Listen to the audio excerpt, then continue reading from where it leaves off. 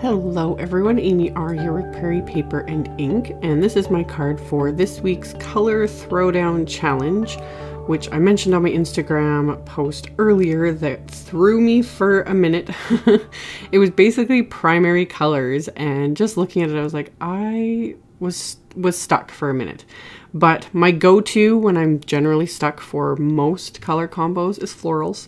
So I pulled out the Simon Says Stamp Wild Beauty stamp set that I have had for eons and still hadn't used. So I pulled that out with some Canson XL watercolor paper, which I seem to be using on just about every single card lately, and some distress inks. So I am stamping these images with distress inks. Now, distress inks are not formulated for stamping. I have said this in other videos. These inks are more for techniques and sponging and watercoloring and splattering and that sort of thing. Like they are not formulated to, stamp images, they won't smooth out, that sort of thing. However, you can still stamp with them and do some fun things, and that's what I wanted to do here. So right now I'm just stamping some of the stems and the leaves from the set, and it looks like a hot mess. It doesn't look very nice at all. It's so messy, but that was my intention. So because I stamped it on watercolor paper, I have time to play with it, and because distress inks react with water, I'm able to just take my water brush and go right on over all these little stamped images and just pull this color around. So I didn't want it to be perfect. I wanted it to be a little messy. The idea in my head, I was kind of thinking, wildflowers. As I was making this card, I'm not kidding, it was snowing quite heavily outside, and I want spring and summer and flowers, so lately that's all I want to create. So I did all the stems and the leaves just with Mowed Lawn Distress Ink, and then I went on and used mustard seed for my yellow and did the exact same thing. I just stamped the flowers with the yellow and then went in with my water brush and pulled the color around. Super, super simple. So finally, I wanted to add a bit of red, so I'm using Candied Apple. Now, Candied Apple, as most red inks, is powerful. Like most red pigments are very powerful. So I'm wiping off a lot of it on paper towel here. Otherwise, it just would end up being a blob.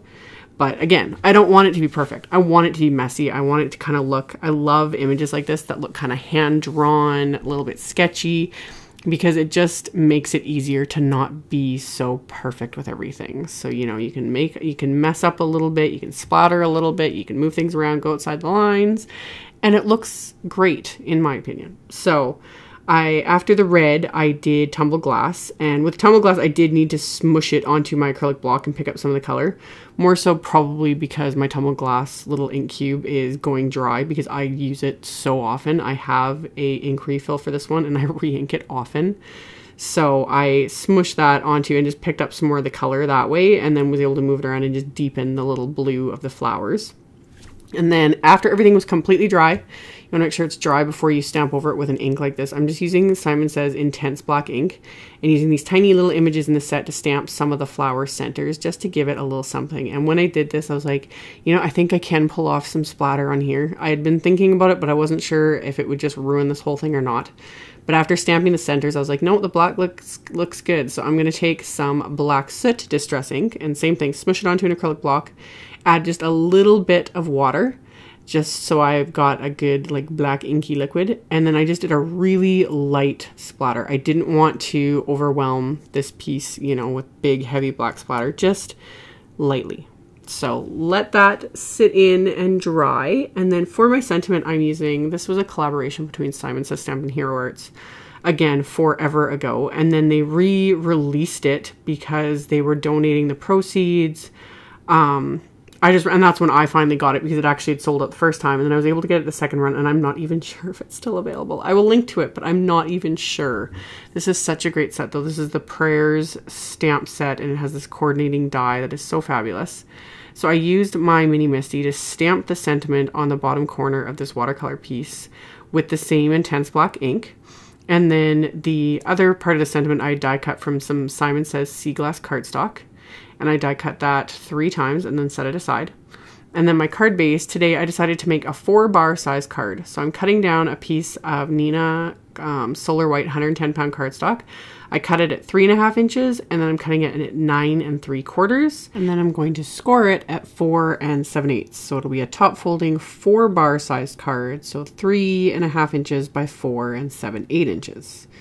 So the panel I had originally stamped, I had cut to that exact size, but then decided while I was creating it, I was like, ooh, I could so totally cut the side of this off and then add my go-to, which is black and white striped pattern paper, which of course I had the perfect scrap for from my little MFT Dots and Stripes Neutrals pack. I've said this before, I keep pretty much all the scraps from this pack because more often than not, that's all I need is a little strip like this.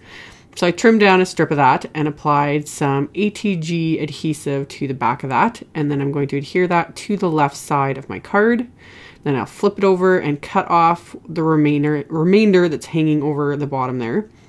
And then for my sentiment, like I said, I die cut this 3 times. So I'm going to stack all 3 together, and I'm just using my multimedia matte adhesive.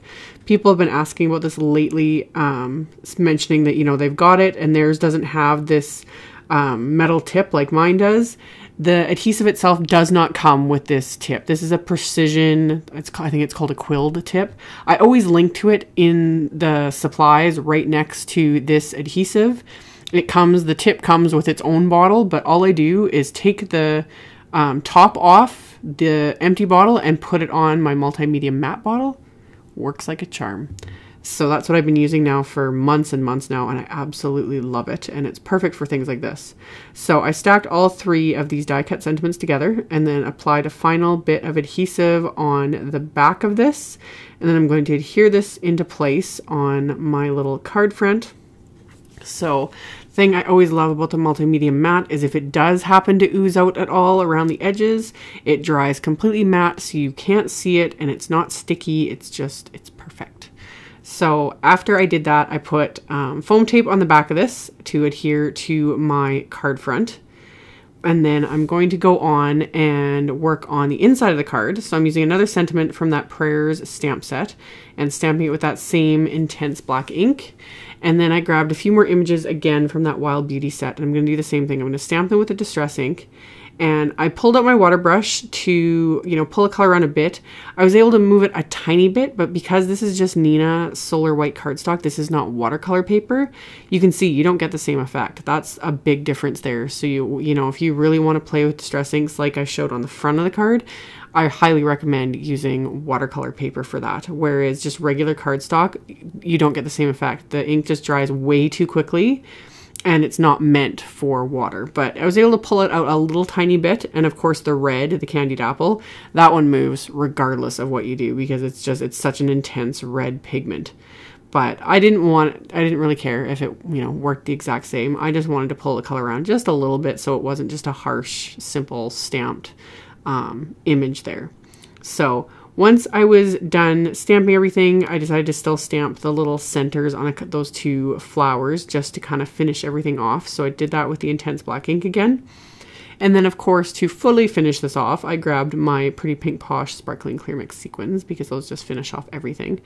And this time I was a little more generous with the sequins. Instead of just using a couple, I decided to kind of sprinkle them rather liberally on my card front here. And I just used my crystal katana to pick up the sequins and place them where I wanted them before I even adhered them. And I've been getting a lot of questions about this one lately, like people asking, was it worth the money I spent on this? This was kind of a technically ridiculously expensive for what it is. I think it's over $20 US for this tool. It's kind of ridiculous, but it's another one of those ones that, like, after I bit the bullet and bought it, no regrets. I love this thing. It just works so nicely. The tip where you use to pick up the sequins, it's basically like a wax, and it just clings to the sequin, and then you can see I can just pick it up, put down my adhesive, press it down, and it just releases it. It's so easy to use. I'm not fighting with it. It's not super sticky. It's just wonderful. I love this tool. I really do. I highly recommend it. So I got all my sequins into place with the multimedia matte adhesive, and that finished off my card. So I will have links below the video to my blog post with a link to the color challenge, as well as links to all the supplies used. So check out the description box below if you're interested. Thank you all so much for watching, subscribing, thumbs upping, and commenting on my videos, and I will see you all very soon in the next one. Bye.